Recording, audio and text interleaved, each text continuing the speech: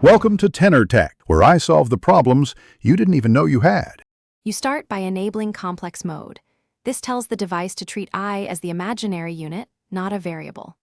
Once done, switch numeric format to rectangular if you want a plus by results, or polar for r theta.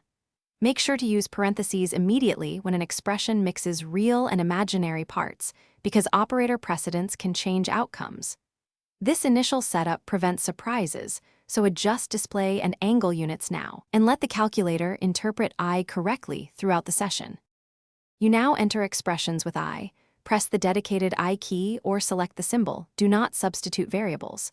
When dividing or powering complex sums, always parenthesize the entire complex term, for example, 2 plus 3i/1i.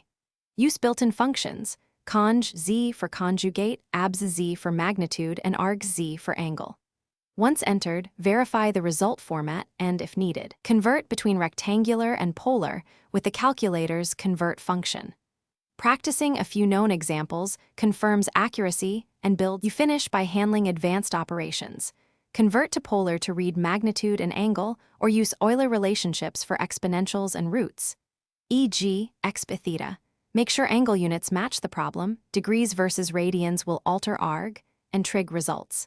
If the calculator returns errors, check for unmatched parentheses or that complex mode is still active. A quick reset of mode and clearing memory often fixes odd outputs.